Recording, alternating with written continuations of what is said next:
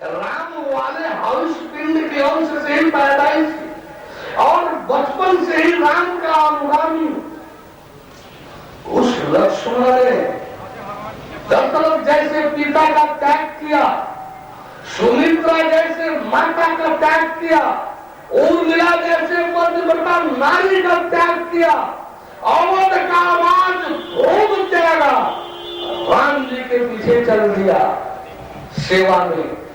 उसका वनवास नहीं था, लक्ष्मण का वनवास नहीं था, वनवास तो राम का, लेकिन वह सब त्याग करते हुए चल दिया।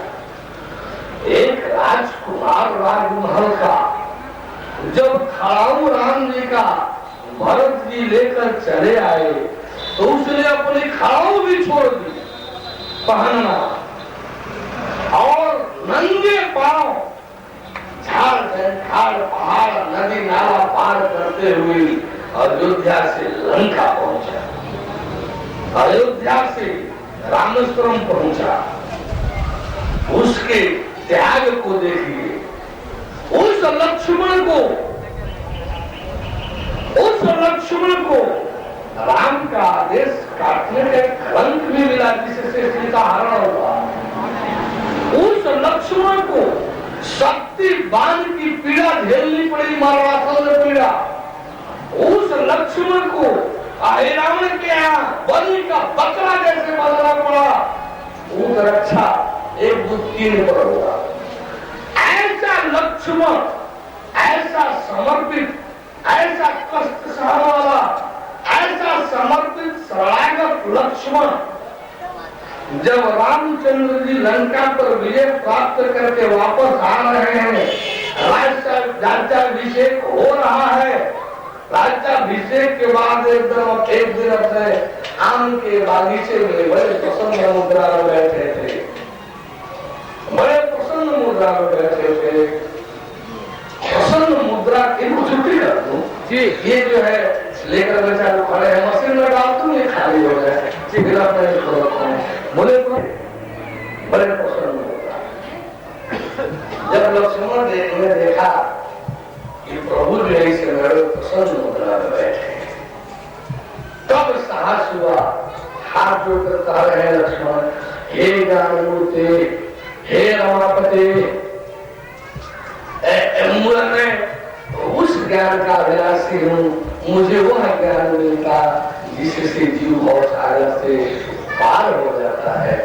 मैं अज्ञान कारण में भटक रहा हूँ, प्रभु मुझे वह ज्ञान मिलता कि मैं इस बहुत सागर से पार हो जाता।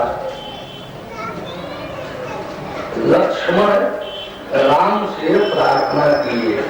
आप अध्यात्म रामायण उत्तरकांड में देख लीजिए।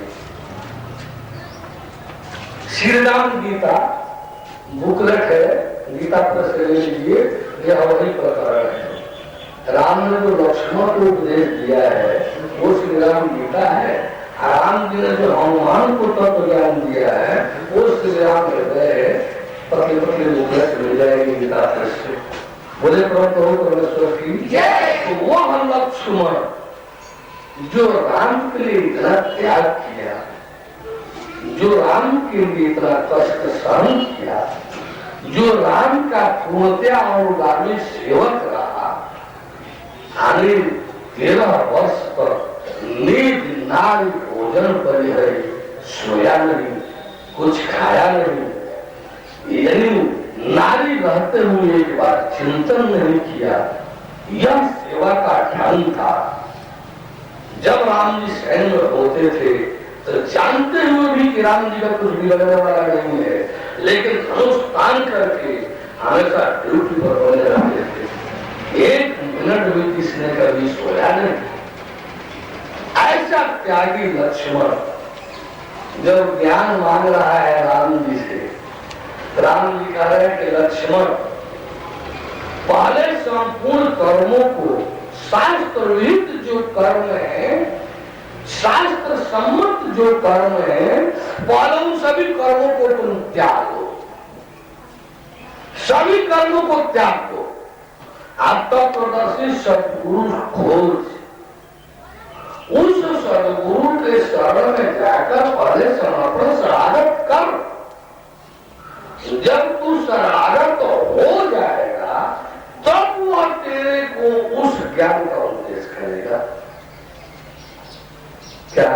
लक्ष्मण जी समर्पित सहायक नहीं थे, सेवा में नहीं थे, आप समर्पित सहायक हो गए तो उस ज्ञान का जिक्र मैं कर दूं, आपके अनुसार मैं चमत्कार दिखाने लगूं। पहले आप अपने तो सोचिए तो कौन कि आप हैं कौन कि मैं आपके अनुसार चलूं। आप जैसे कि आपने कहा कि भगवान आप हैं, कलयुग के भगवान आप हैं, जैसे कि आपने उल्लेख किया था कि मैं स्वयं ईश्वर हूँ। इसने कहा अभी बात आई थी, आप जो है पहले इस वीडियो कैमरा में बड़े बम बोले रहे हैं, इस 29 वर्ष के रिकॉर्ड में कोई बता दे कि इस मुंह से निकला हो कि मैं भगवान हूँ। नहीं, एक ज्ञानी भी नहीं कर सकता। आप लोग ऐसे झूठी बकवास क्यों करते हैं? मुझे मौका दीजिए। जैसे कि कृष्णकर्ताओं ने कहा था कि मुझे अपने जैसा बना दीजिए, तब आपने कहा था कि भगवान क्या भगवान बना सकता है, इंस्पेक्टर को बना सकता है, मुख्यमंत्री को बना सकता है, तो भगवान को नहीं बना सकता। भगवान वाली बात है कि प्रभु, तो मैं यही जानना चाहता हूँ कि आप प्रभु के रूप में हैं हमारे सामने, तो इस चीज का हमें एहसास तो हो कि आप प्रभु हैं। बोलूं? हाँ जी, बोले तो प्रभु परमेश्वर की अर्थ लगाइएगा तो भगवान हो ही जाएगा जो होगा। तो ये मैं काम कर रहा हूँ, ये किसने आज तक सुना कि इस मुंह से कि मैं भगवान हूँ? और तुम्हें तो ये होगा तो होगा नहीं, तब तो ज्ञान कोई और देता है क्या? लेकिन हम रही चीजें कि मैं भगवान हूं, इसी से मैंने कहा ही नहीं। इसलिए आप कहें कि भगवान जी हैं, इसलिए मेरे को झलक दिखाई। क्या हमको गर्व पड़ेगा आपको अपनाने का, तो झलक दिखा दूंगा। मुझे गर्व क्या है? आपको गर्व हो तो समर्पण समाज करके याद देखिए, परमेश्वर का विराट झलक देखिए, विराट देखिए। वही गीता वाला अध्याय 10-9-10 पूरा अध्याय 13 का 9वां 10वां श्लोक आप लोगों के लिए पूरा कर दीजिए। 11वां 12वां 13वां श्लोक मेरे लिए है, मैं पूरा करा दे रहा हूँ। विराट दर्शन है उसमें। एक मिनट, अध्याय 13 का श्लोक 9-10 आप लोगों के लिए, आप लोग पूरा कर दीजिए।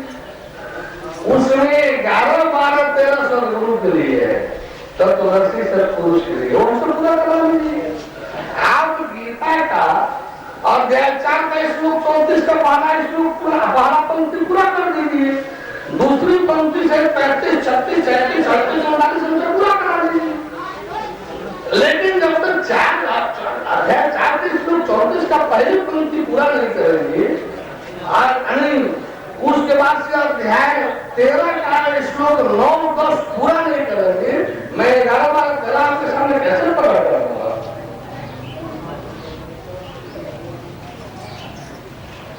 वो आप ठीक है प्रभु जी, लेकिन उसके लिए जब ठीक है तो लेकिन कैसा? लेकिन नहीं, जब ठीक है तो लेकिन कैसा? लेकिन है तो ठीक कैसा? जस्ट कंट्राडिक्शन नहीं, जब लेकिन है तो ठीक कैसा? ठीक ही है तो लेकिन कैसा? वो आपके शब्दों का शब्द का ही हमारे पास भंडार है, और क्या है? श्रद्धा, विश्वास, आस्था, ज्ञान, वो चीजें कैसे आपको वो भक्ति मूसा अलैहिस्सलाम ने जो है अल्लाह ताला से आमने सामने प्रत्यक्ष बात किया था, प्रत्यक्ष बात किया था। अब आपने यह कहा कि अल्लाह ताला के तेज से पहाड़ जो है खाक हो गया था, निसंदेह सही है।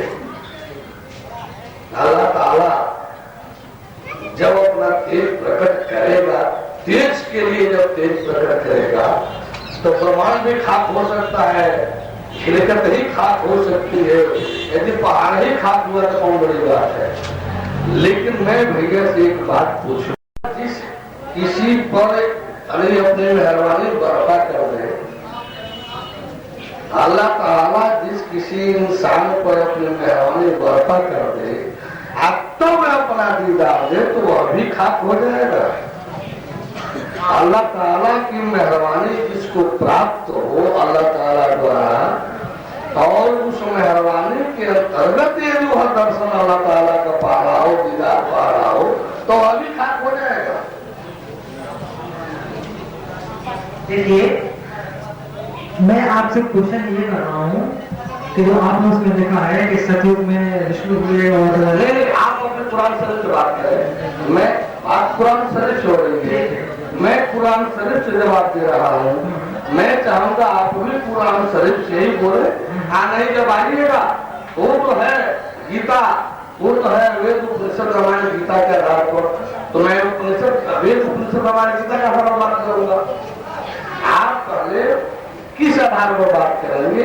वेद उपनिषद रामायण गीता के आधार पर, पुराण के आधार पर, या कुरान शरीफ के आधार पर? कुरान शरीफ के आधार पर कुरान वाली बात करें, इसको छोड़िए। इसको छोड़ दिया है ना, सबसे नहीं बताया कि अल्लाह ताला को कोई जरूरत नहीं है कि वो आए दोनों के सामने। उसका काम इतना है कि उसने अपने नबी भेजे और नबियों ने सारा काम कर दिया। अल्लाह ताला को खुद आने की कोई जरूरत ही नहीं। ये आपकी मैं सुनूं या कुरान शरीफ की आयत को मानूं? कौन सी आयत है ऐसी कि जिसमें अल्लाह ताला ने ये कहा हमारे अवतार वक्त तो इस्लाम में है ही? अब मैं बोलूं, कुरान शरीफ की बात नहीं बोल रहा हूं। अल्लाह ताला क़यामत की घड़ी बेला में हाजिर नाजिर होगा, उसी का राज्य होगा। काफिर जो अपराधी होंगे एक लाइन में खड़े होंगे, जो फरिश्ते होंगे दूसरी लाइन में खड़े होंगे, अल्लाह ताला के रहनुमा जो मोमिन होंगे एक और लाइन में खड़े होंगे। अल्लाह ताला उनको न्याय करेगा, काफिरों को जहन्नुम में, और फरिश्ते फरिश्ते रहेंगे जन्नत में, और जो मोमिन होंगे उनको बहिश्त के बाद में दर्जा मिलेगा, स्थान मिलेगा। अल्लाह ताला न्याय के सिंहासन पर बैठेगा और सच्चा न्याय करेगा। इसमें कोई बात गलत हो रहा है? गलत बिल्कुल नहीं है। अल्लाह ताला उसमें नहीं है फिर से, यानी इसमें कुछ गलत है? बिल्कुल गलत नहीं है। ठीक है, ऐसा होगा जब सही है तो वही तो मैं कह रहा हूँ।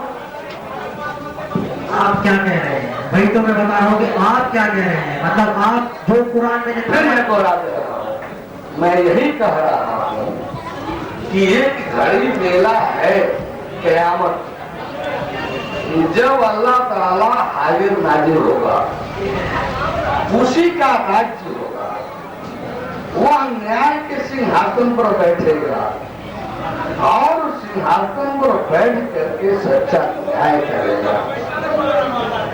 ऐसा है कि यदि ऐसा है तो वो घड़ी बेला है।